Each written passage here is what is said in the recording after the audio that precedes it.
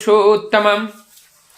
आज हम ठाकुर जी की एक वाणी को लेकर के उसका प्रैक्टिकल रूप समाज में जो देखने को मिल रहा है, उसका इफेक्ट, उसे जब हम पालन करते हैं तो क्या इफेक्ट पड़ता है, पालन नहीं करते हैं तो क्या इफेक्ट पड़ता है।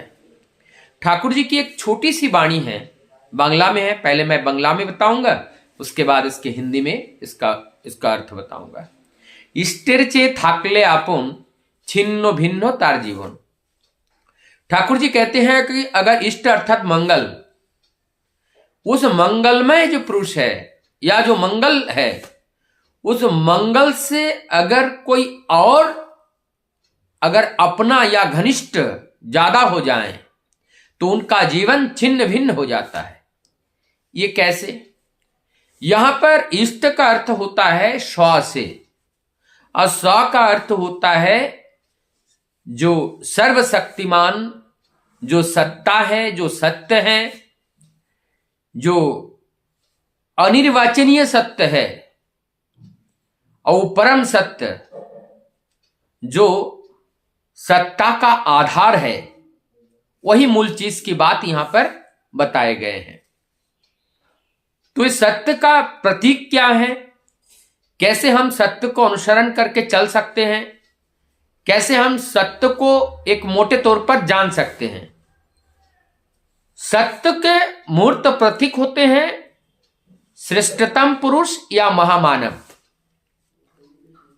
विज्ञ मानव, प्राज्ञ मानव और त्रिकालदर्शी या ब्रह्म ज्ञानी या आत्मज्ञानी। ये भविष्य को जानता है, वर्तमान को देख करके भविष्य की कल्पना कर सकते हैं। ऐसे ब्रह्म ज्ञानी मनुष्य या महामानव जीवन का गाइडर करना जरूरी होता है, क्योंकि वही हमारा पथ प्रदर्शक है। वो जैसे जैसे हमें पथ दिखाते जाएंगे, हम अगर उनका अनुसरण करते हुए पीछे पीछे चलते हैं तो हम अपने गंतव्य डेस्टिनी तक पहुंच सकते हैं। Otherwise that is very impossible and to achieve our destiny, बहुत कठिन है। हम उस डेस्टिनी को प्राप्त नहीं कर सकते हैं, क्योंकि जीवन चलने के पथ पर अनंत बाधाएं आती है। तो अब जो मूल बात है, ये जो सत्य का जो प्रतीक हम बता रहे थे, ये कौन है? सबसे पहले तो अपने माता पिता, जिनके गर्भ से हम इस धरती पर आए हैं और इस धरती पर आकर के हमने इस दुनिया को पाए हैं।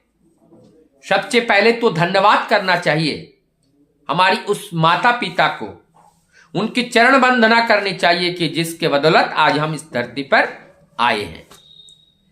उसके बाद जो गुरु है, गुरुजन है, क्योंकि गुरु और गुरुजनों के प्रति श्रद्धा जब बढ़ती है और उसी के माध्यम से अपना गुरुत्व भी बढ़ने लगता है, अपना महत्व भी बढ़ने लगता है।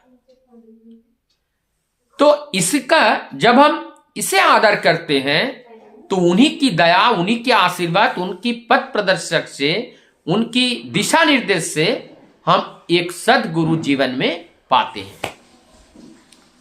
अब उस सद्गुरु को पा करके जब हम चलने लगते हैं, जीवन हमारा सुंदर होता है। आज का जो दिन है वो मैं बताता चलूं साथ साथ। 26 जनवरी का दिन है, जिसको गणतंत्र, गण मतलब एक साधारण मनुष्य के हाथ में उनकी अधीन होता है वो राष्ट्र, गण के अधीन, जनगण के अधीन राष्ट्र होता है, और उनके स्वप्रभुत्ता, उनकी व्यक्तिगत संप्रभुत्ता उनके हाथ में होती है, क्योंकि किसी भी दुष्प्रभाव के विपरीत वो आवाज बुलंद कर सकते हैं इस गणतंत्र दिवस में। तो ये जो गणतंत्र दिवस आज मनाया जा रहा है, ये 26 जनवरी 1950 से चल करके आज तक ये चलता हुआ चला आ रहा है। 77 77वां ये गणतंत्र दिवस है। 3 बातें यहां पर है, जो 3 मुख्य बातें हैं हमारे जो राष्ट्रीय पर्व में 15 अगस्त को स्वतंत्रता दिवस इंडिपेंडेंस डे के रूप में मनाया जाता है, क्योंकि उस दिन ये ब्रिटिश सरकार के से देश मुक्त होकर के 2 राज्य में डिवाइड हुआ था। लेकिन उस समय भी डोमिनियन थे, वो वायसराय तो नहीं थे, लेकिन वहां पे वो कंट्रोल ब्रिटिश गवर्नमेंट के हाथ में था। पूरी संप्रभुता हम लोगों के ऊपर हमें नहीं मिली थी। और तब से जब ये अलग हुआ, होने के बाद राष्ट्र को चलाने के लिए एक नीति नियम की आवश्यकता थी।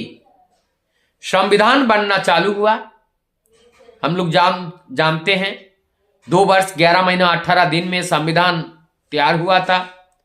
संविधान की एक बॉडी बनाई गई थी, संविधान की चर्चाएं होती थी एक एक धारा को लेकर के।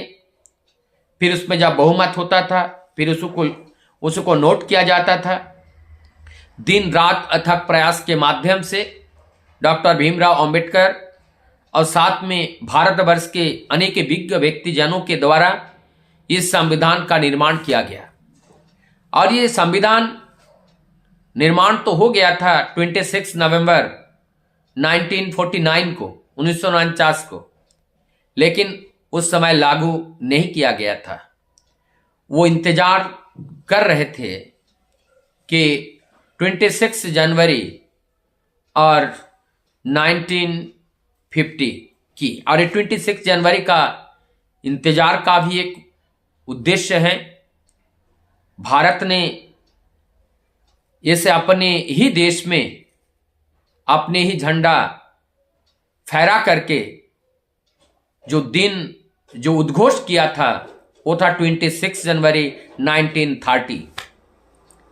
वहां पर अपने देश का राष्ट्र घोष का ये फ्लैग्स एवं स्वतंत्रता का एक बिगुल फूंका गया था। और 1930 से निरंतर ये चलता चला आ रहा था।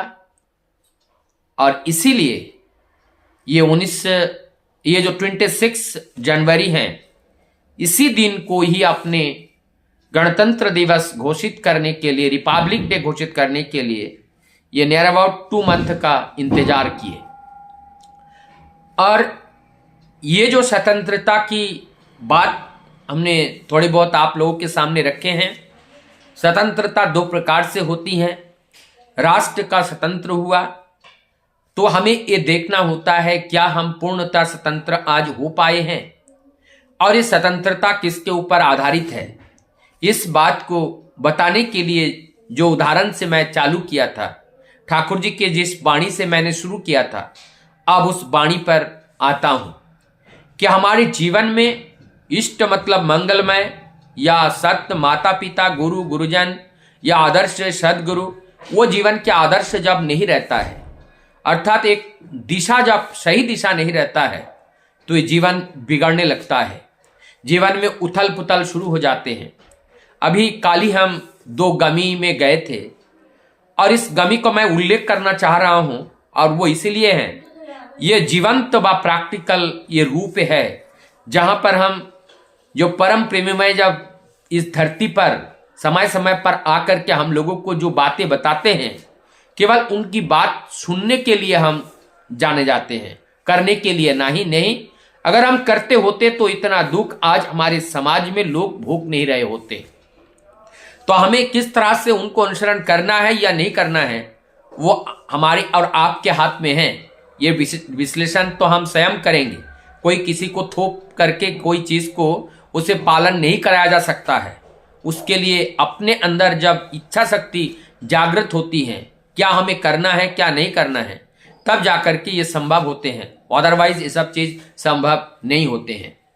कल हमने ऐसे मौका पे गए थे जहां वो नियर अबाउट 40 ईयर्स ओल्ड हैं। उनके 2 बच्चे हैं, 2 लड़के हैं, एक विकलांग है और एक ठीक है। और बड़ा बच्चा लगभग 20 ईयर्स और जो छोटा बच्चे हैं वो लगभग 14 14 या 15 ईयर्स के हैं, लेकिन वो विकलांग हैं।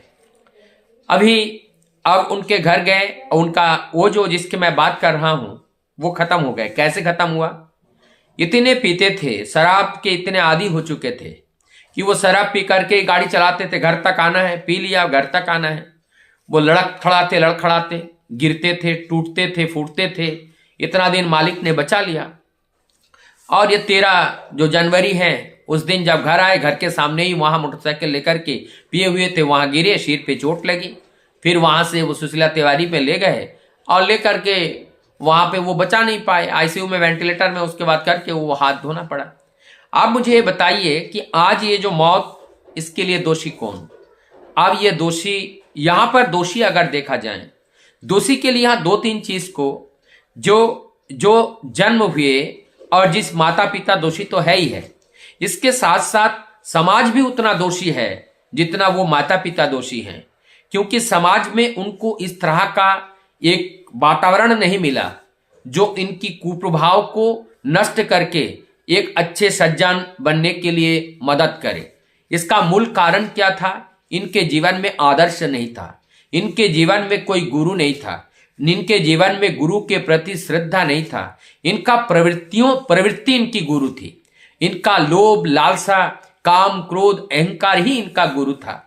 जब हमारी ये प्रवृत्तियां हमारी जीवन के गुरु बन जाते हैं तो हमारी जीवन चूर चूर हो जाता है, क्योंकि हमें बहुत गुरूर आ जाता है और वो गुरूर हमें अंधकार की ओर ले जाता है और उससे हमें अज्ञान बना देता है। हमारी दृष्टि पटल ही खराब कर देते हैं, मस्तिष्क भ्रमित कर देते हैं और हम उन्हीं के दास बन करके जो वो कहते हैं, जैसे वो नचाते हैं, वैसे हम नाचने लगते हैं और इस तरह से एक ऐसे गड्ढे में जा करके गिरते हैं जहां प्राण का कोई आशा नहीं होते हैं और हम मौत को वरण कर लेते हैं।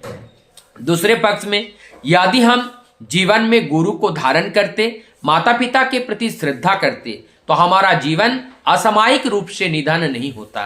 तो ऐसे एक नहीं, हजार नहीं, लाखों नहीं, करोड़ों लोगों के जीवन में ऐसी घटनाएं आज देखने को मिल रहा है।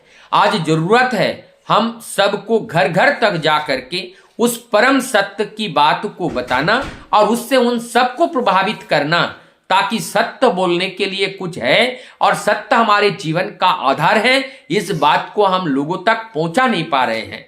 हमारे देश में अनेकों धार्मिक संगठन हैं और वो लोग निरंतर प्रयास कर रहे हैं कि समाज में ऐसे कुरीतियां और ऐसे बंधनों से मुक्त करने के लिए। आजादी तो हम देश की हुई है, लेकिन आजादी हम अपने प्रवृत्तियों की दास बनकर घूम रहे हैं, वहां से हम आजाद नहीं हुए हैं। ये वास्तविक आजाद होते हैं। झंडा तो हम फहरा रहे हैं, लेकिन हम उसी हाथ से और उसी प्रतिष्ठान से लोगों को बिगाड़ने के लिए हम यंत्र भी भेज रहे हैं। बीड़ी, सिगरेट, गुटखा और शराब के और नशे की गोली और ड्रग्स के रूप में हम वहां तक पहुंचा रहे हैं। तो ऐसे झंडा फहराने का अर्थ ही क्या हुआ? हमने अपने इष्ट को, अपने मंगल पुरुष को श्रद्धा नहीं किया, रिस्पेक्ट नहीं किया, उनके चरण में अपने आप को समर्पित नहीं किया और हम ये सब कुछ कर रहे हैं। झंडा भी फहरा रहे हैं, हजारों वर्ष तक फहराते रहेंगे, लेकिन ना तो अपने जीवन में कोई परिवर्तन आएगा, ना तो समाज में परिवर्तन आएगा, ना तो राष्ट्र में परिवर्तन आएगा। और इस तरह से हम असामयिक रूप से हम कष्ट पाते रहेंगे। और इस कष्ट से मुक्त दिलाने के लिए और इस समस्याओं की समाधान पाने के लिए एक ही मात्र रास्ता है, वो सत्य सनातन, जो आदि और अनंत है, जो शुरू से ही जिनका आदि और अंत नहीं है, वही अनंत है। और वही अनंत, वही अनादि आदि, जो सत्य के रूप में समय समय पर एक मानव रूप धारण करके इस धरती पर हम सबको शिक्षा देने के लिए एक अध्यापक के रूप में, एक वर्ड टीचर के रूप में जो आते हैं, उनको ग्रहण करके चलना चाहिए। तभी हमारा देश समृद्धि होगा और फलेगा, फूलेगा और हम सब आनंद में रहेंगे और संपूर्ण जगत को आनंद दे पाएंगे, जिससे हमारा जो आदर्श है, जो हमारे अंदर जो प्रभु नित्य विराजमान है, उस प्रभु आनंदित होंगे और उनको आनंद देना ही हमारा इस देह का मूल लक्ष्य होना चाहिए।